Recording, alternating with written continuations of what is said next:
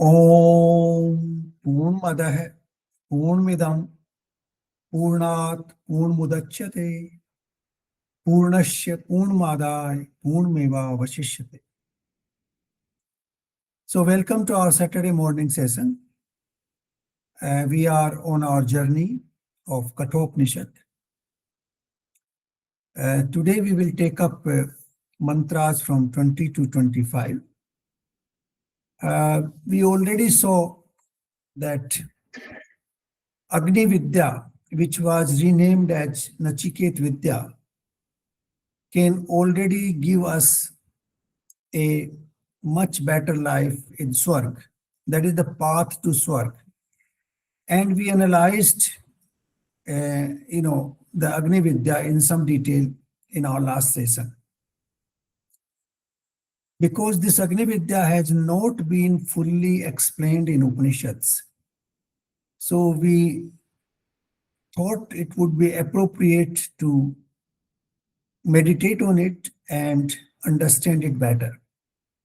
So we realized that Agni Vidya is something like energy, because Agni is the source of energy and it is manifested in variety of ways, whether it is the fire, whether it is the sun rays or the rays coming from the moon or the electricity or different versions of electricity, for example, hydel or nuclear or geothermal and all that.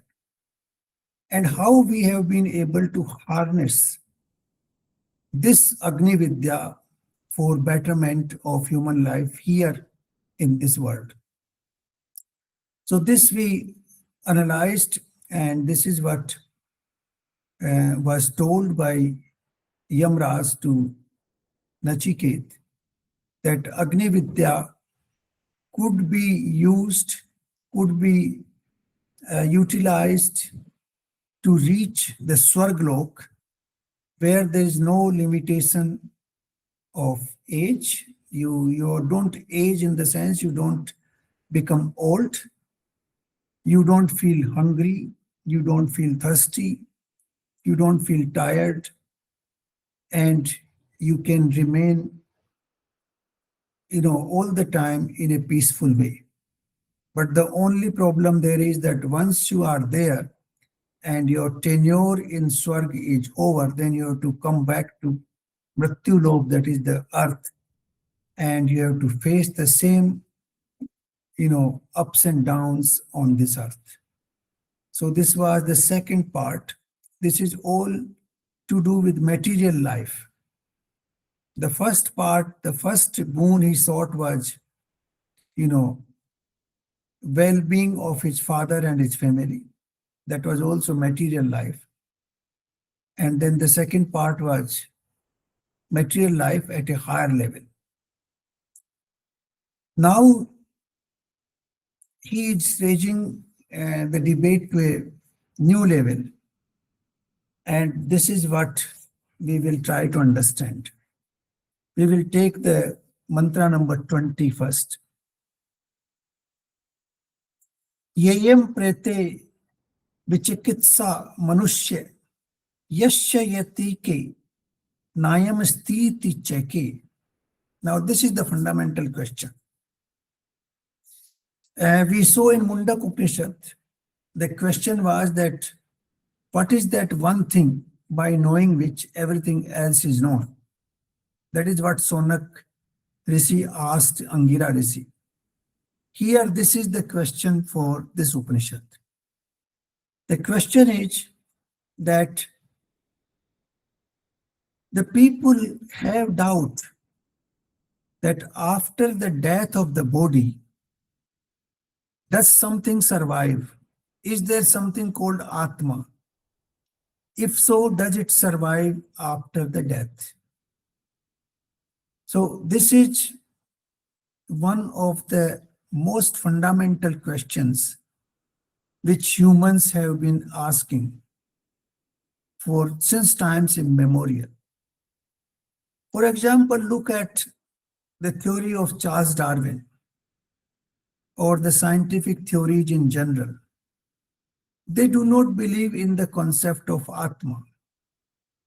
Like Charles Darwin says that a combination of matter can give rise to consciousness and particular cell is formed, and the cells have the tendency to multiply. They multiply into different organisms. Now, he doesn't explain why this tendency is there, why this property is there, how the cell is formed from matter. All these questions remain unanswered. But what he says that the cell keeps multiplying and becomes into more complex organism, and then finally a human being is made. That is his viewpoint. Of course, that viewpoint to me looks very foolish, because if that was the case, then mountains would have become human beings by now. For millions of years, these mountains are lying there. They should have become human beings, but they are not. So that is one theory, that there is no soul, and the consciousness is coming out of a particular combination of matter. And then that combination finishes, the person dies, and that's all. So here they only talk about matter and the consciousness arising out of matter. So the question from Nachiketa is that, is it true that there is something called soul which exists? And if so, what happens to it after the person's body dies? So this is the fundamental question in this Upanishad. This Upanishad deals with this question, as the Mundak Upanishad dealt with another question. Now, he says that you explain to me this in detail, and that is what I am asking you as my third boon. He was offered 3 boons, so he already took 2. One was given extra by Yamraj, that Agni Vidya was named after him, and he gave him a garland, a special garland. The purpose of the garland perhaps was to explain the entire system of karma and their repercussions in the world. And now this is the third question he's asking, and this is the most fundamental question. Now, obviously, Yamraj must have been bewildered. He would not understand that such a young person of, 10, 12 years of age is asking such a fundamental question. So he was taken aback. He didn't know how to answer. But obviously, he had admiration for Nachiketa for asking this question. But then Nachiketa was given a reply by Yamraj. And the reply is in 2-3 verses, but first mantra is 21. Devar trapi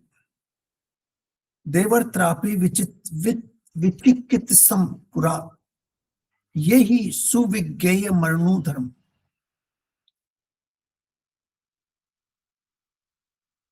Now,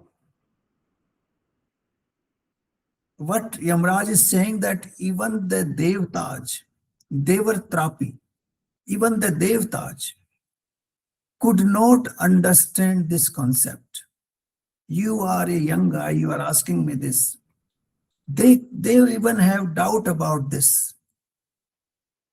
And he says, he is dharma anu, that this is a very suksham knowledge. This is very, very subtle knowledge. Anu, dharma anu, that is, this knowledge is very, very subtle. And this is not going to be understood by you. Suvigayam, that you cannot understand it. It is not easy to understand it. And therefore he is saying, Anyam varam, Nachiketa Vranishwa, that, hey Nachiketa, you can ask me another boon, not this, because even the goats could not understand this whole concept. And this is very, very subtle concept. It is not easy to understand it, and you will not be able to understand it. And therefore, don't put pressure on me. The word here he has used, mama uprotsi. Don't put pressure on me. eh? Because this knowledge is very subtle, not easy to understand. Even goats could not understand it. And therefore, you should ask me another question. Now, Yamraj could not deny because he promised him 3 boons. So he has to honor the commitment he made. This is the value of commitment in the ancient times. And therefore, he says, you have to withdraw this boon. Yamraj cannot say that I will not answer it. He said that, Nachiket, you have to withdraw and ask me something else. Atisraj. Atisraj means you lota do, you take it back. eh? Atisraj. Mama uprotsi. Don't put pressure on me. Because I'm under obligation to answer, but don't put pressure on me. And this is not easy to understand. Now, why it is not easy to understand? Normally, I use 2 English words to explain this thing. The things which are insensible and which are unintelligible.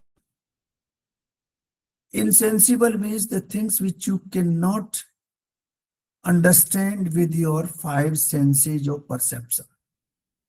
You cannot hear, you cannot see, you cannot smell, you cannot touch, you cannot taste. The 5 senses which are given to us, they are the senses which enable us to understand this world. And this knowledge is so subtle that these senses cannot reach there. Reach of the senses is not up to that point, and therefore it is insensible. The senses cannot grasp it. In Sanskrit, they say that ये इंद्रियां इसको ग्रहण नहीं कर सकती. इंद्रियों की इतनी शक्ति नहीं है कि अव्यक्त को ग्रहण कर सके. So this is what happens. It cannot be understood. Secondly, it is unintelligible. Unintelligible means the logic or the arguments cannot explain it. That will come little later, but here let's look at an example. For example, we cannot explain by logic whether a man was born first or a woman was born first. Male was born first or female was born first. Egg was born first or chicken was born first. Now, that is not possible to explain logically, and therefore it is called unintelligible. So this knowledge which Nachiket is asking is both. It is insensible and it is unintelligible. And that is why Yamraj told him that he is dharma anu, that this is a very, very subtle knowledge. Bada suksham gyan hai. And therefore, let's avoid this and you ask me another question. So this is where that conversation between the two continues. Now the next mantra 22. In 22 again, he is trying to persuade Nachiket that withdraw your boon which you have asked me. So he says, Devar trapi vichikitsam kil tvam chamratyo yatra suvigyay mat vakta chasya त्वाद्रंगंध्यो न लभ्यो नान्यो वरस्तुल्य एतस्य कश्चित. Now, this is again trying to repeat the similar thing, that this knowledge which you are asking for. Oh, actually, this is not by Yamraj, this is by Nachiketa. So Nachiketa is saying that you told me that this knowledge cannot be understood or could not be understood by the gods, and it is not easy to understand. But you are the god of death. You are the only person who is aware of this mystery, of this fact, that after the death is something is left or not, because you are the one who is the governor of death for everyone.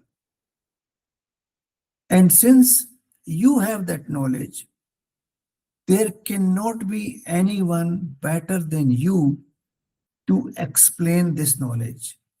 So Nachiket is using the similar words which Yamraj used in the previous mantra and putting him in a very difficult position.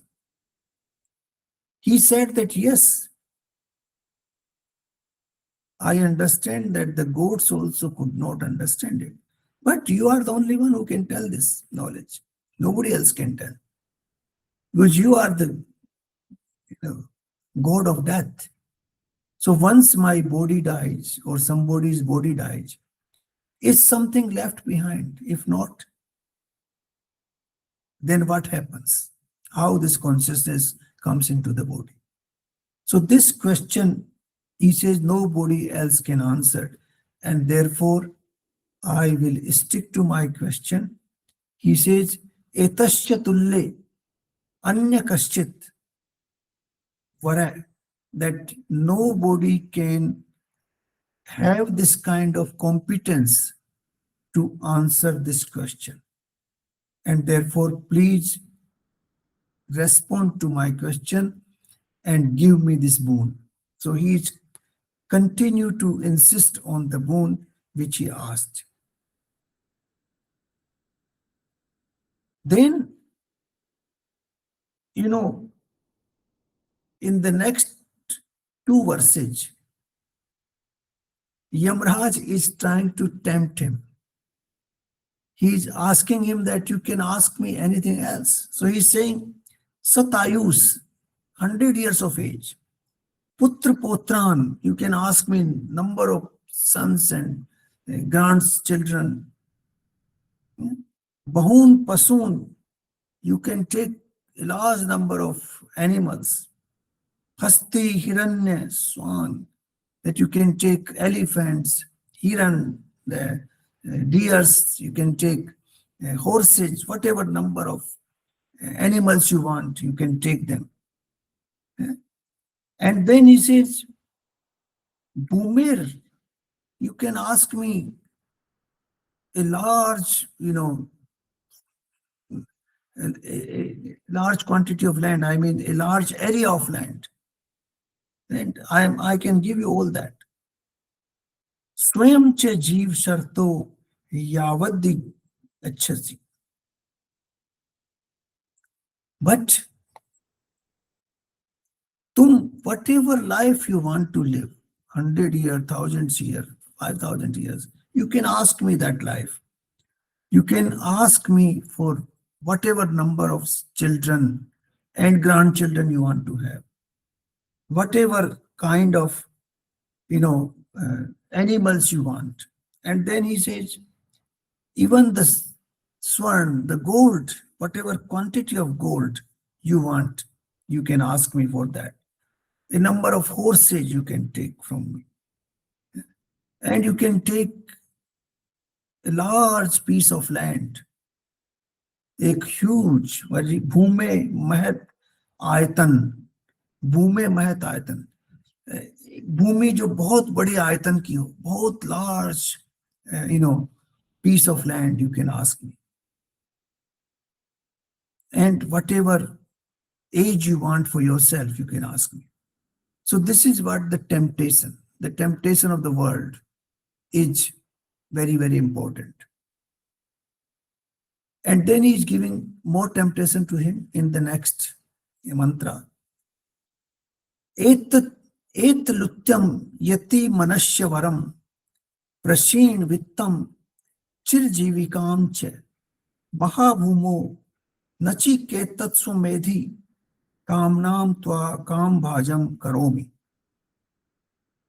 Hey Nachiket, oh Nachiket, you can take whatever quantity of wealth which can enable you to live for infinite period of time. You can ask me, a large piece of land. Again, he's repeating Mahabhumo, Mahabhumo. And you can become, I can make you the emperor of this entire world. And you can enjoy, all the bhog, all the, gratification of your senses. You can enjoy them. So what else you want? You can get all this. Now, this temptation is very important. Both these mantras, 23 and 24. This is what happens to us. We are all tempted. We abandon the spiritual path because of these temptations. Very often when we pursue this path, somebody comes and tells us, okay, let's, I'll give you this great job. Why don't you come and do this? You can acquire a fantastic car. You can have a big house, and you can, travel around the world. So why do you want to get into the spaces? And we are tempted. And we leave the spiritual path and we go into this path. This is the temptation which has been shown in these two mantras, which is, tempting this entire universe to remain in the what we call bhotik or the material world. Now, this reminds me one of the, old stories. There was a very saintly person in a village. He lived a very spiritual life. He was very close to the Supreme. He used to converse with the Supreme very often. The local people, praised him. They respected him. They all liked him. And, he had a great status of as a spiritual leader in the village. So the people once asked him that, you have such a close connection with the Supreme. You keep talking to him. Why don't you take us one day to meet him? We can also meet him. We can also see him and talk to him. So the saint thought, yes, this is a good, request. Why not? We should pursue this. So he told them that, okay, next time when I talk to the Supreme, I will convey this request to him, and then we will see what happens. So when he had the next occasion to have conversation with the Supreme, he told this request of the village people that they all want to come and meet him, and therefore, can you, make it possible? Is it possible for you? So the Supreme said, yes, yes, why not? It is very much possible. What I will do is that you say, I am sitting 20,000 kilometers away. I will walk 19,900 kilometers or 19,950 kilometers. Let these people walk just the remaining 50 kilometers and come to me. So he came down and he talked to his village people. He said, okay, yes, this is a good thing. The villagers were very happy. They got excited. So the preparations started. The time was fixed on which day or which days they will walk. So everything was settled. And they started this march, 50-kilometer long march, to meet the Supreme. All the villagers, maybe there were 5,000 people, they all started walking, the saint leading the delegation of the entire village. As soon as they reached about 5 kilometers, there were, a lot of jewels and gold and silver and this whole lot of things lying around. So a part of the people, they forgot about the journey to the spiritual path. They just got completely tempted by this gold and silver and jewels, and they stayed there. And, more than 50% out of 5,000, more than 2,500 stayed behind. And then the rest moved forward. Slowly, slowly, they moved another, 20 kilometers. And there they found beautiful damsels, wonderful damsels with all kinds of, ornaments and wonderful things. So they were all available for free. So these people said, oh, why not? So out of the remaining 2,500, almost 2,400 got stuck there. They said, oh, they forget about meeting the Lord. We are in a great, zone of comfort. We can enjoy, we can bhog vilas, and we can have all that enjoyment of life here. And finally, only about 200, 300 people were left. And they accompanied the saint. And finally, they reached and they met the Supreme. And Supreme blessed them with, his highest blessing. They were all given eternal peace, happiness, bliss. So this is what happens. Out of millions, very few people can avoid these temptations. So Yamraj is also giving this temptation to this young boy. That what will you do? You enjoy this world, enjoy this physical comforts here. There's no need for you to, know what happens after the death, whether there's something called soul which exists, and if so, what happens to it. So these are the temptations. These are the realities of life.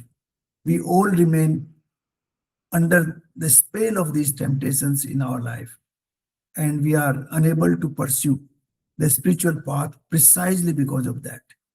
The engagement of the world are very, very strong. They stick. This is why they call the Maya is very, very strong. The Maya is very, powerful. In Bhagavad Gita also, Lord Krishna said that Maya is very powerful. It's not easy to overcome that. So this is the,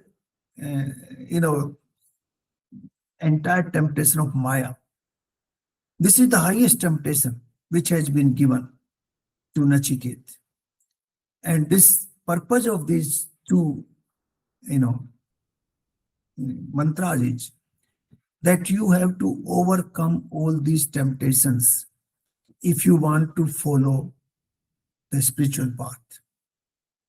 If you get tempted by any one of those things, whether it is, the age, whether it is the family, that is sons and grandchildren, whether it is the wealth, the gold, and all kinds of, diamonds and other things, whether it is animals, whether it is, the power to rule the entire piece of land, samrat.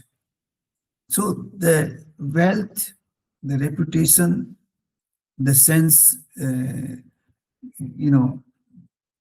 what you call gratification, sense gratification, and the power. These are the three great enemies. The sense gratification, one. The wealth is another.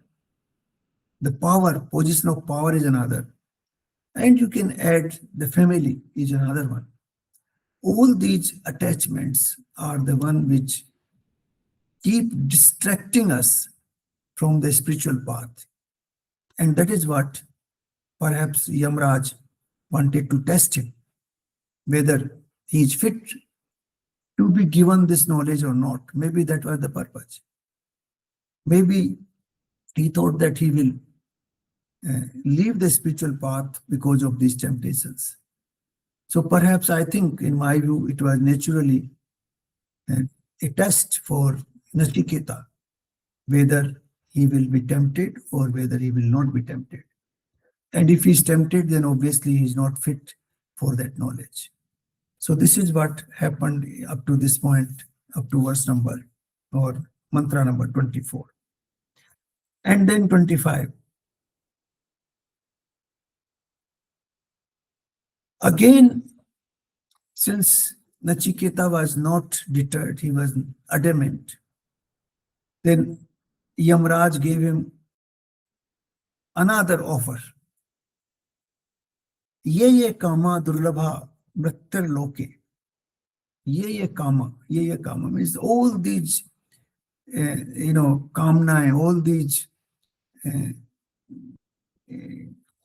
amenities which can make your life comfortable in this Mrityulok, in this, Mrityulok, the Prithvi is called Mrityulok because here we follow the cycle of birth and death. So whoever comes, they have to die, and therefore it is called Mrityulok. So all these things which are very, very uncommon, which are not easily available, durlabha, I can make them available to you.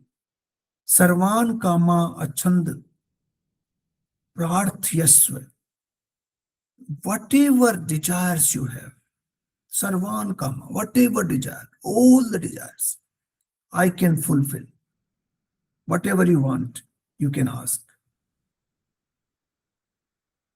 Ima Rama Sartha Saturya Nairdisa Lambiniya Manushya. I can give you all kinds of rath. Rath, that is, in those days, rath was very popular. I can give you Swarg ki Apsara, all the damsels of, the paradise. All can be available to you, made be available to you. And you will be able to take service of all these damsels. And you will die whenever you feel like dying. You enjoy with them for indefinite time. Stay there. I give you all the luxuries of life, which are not easy to obtain in the Mrityulok. So what else? He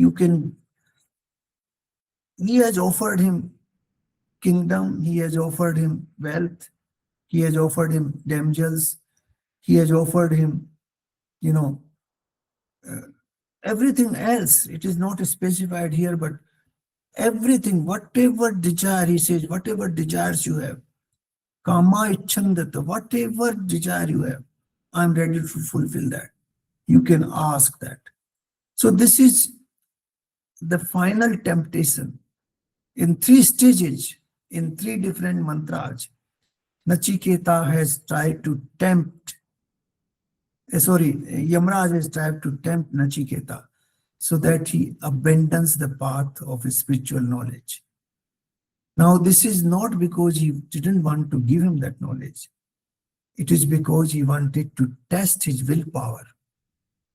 Because anybody who can deviate, who can, slip, or who can get tempted by these worldly comforts, worldly pleasures, pleasures of sensual pleasures, sense gratification, then that person is not fit for spiritual knowledge. And that is why I think he offered all these temptations to Nachiket. He wanted to test his willpower.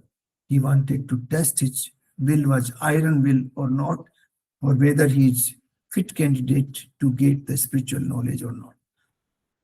So this is the beginning of this. No, I would say this Upanishad in the real sense. That Nachiket is asking what happens to a person after his body is dead. Is there something called soul? Does it exist? If so, what happens to that after the death? And then obviously he is being offered all these temptations by Yamraj to ask another boon and abandon this path completely. But Nachiket sticks to that path and he feels that that is the path he should follow. So this is the crux up to the mantra number 25. From 26 onwards, the core part of this Upanishad will start, where the Yamraj will give him the message of what is soul, what happens to soul, how it conducts itself after the death and before the death. So all these things will come later on. But that is what we call the Suksham knowledge. Now, this is the knowledge which science can never reach, because the science follows the path of lab testing. Testing can be done on things which are physical. Physical things can be tested, you can try, you can observe them, but the things which are insensible, which are not physical, how do you understand them? And that is why the Upanishads go far beyond the modern science. If the science takes that route one day to understand what is non-manifest, what is non-physical, what is insensible, what is unintelligible, then the science can reach that same route which the Upanishadic rishis reached in ancient time in India. So this is the deepest discovery which will come from mantra 26 onwards. Now, before I close today, I would also like to say one or two things. You know, everything in life starts with subtle and moves towards gross. Like when we want to, for example, plan construction of a house. Now, where does this thing start? It actually starts in the mind of the person. The mind feels that, yes, I should construct a house. This should be the design of the house. This is the place where I should construct. So the mind is invisible. Other person cannot grasp it until and unless you take the physical action to materialize it. That's why we call it to materialize the concept. So the whole idea comes in the mind, which is invisible. So everything starts with invisible, intangible. And mind is the origin. In UNESCO's constitution, it is said that the war begins in the mind of man. There the word has been used, war. But I can say that everything begins in the mind of the man, whether it is war or whether it is construction of a city or a house or organizing a conference or whatever you want to do. Everything begins in the mind of the man. And that is what our rishis said in the past, that mind is the real source of what we call moksha and bandhan and moksha. It can take you, it can imprison you, and it can liberate you. So the mind is the most important instrument here, from where everything originates. Even otherwise, things originate from very subtle. For example, a tree, banyan tree, huge tree. You see the tree has so many branches, millions of leaves, and all kinds of, you know, branches going from one place to another. And some of the roots also come further down. But where does it start? It starts from that small little seed, which we don't even know where does it exist. That seed is small seed. Everything is coded in that. The whole thing is there. And where does the seed come from? That is another question. That is what we will discuss. So we will, in this course of this journey, we will discuss karya, that is the action, the outcome, and the reason for it. How does it start? What we call it karan, karya, and outcome, and the fal. Karan, karya, and fal. So we will discuss all this in the course of this journey. And we have seen how the temptations can deter us following this path. And we are all deterred by those temptations to some extent here and there. So let's try and overcome those temptations and follow the spiritual path if we can. So thank you very much, and we will have a meditation session, because I think the next program will be around 11:30. So we have half an hour. Thank you.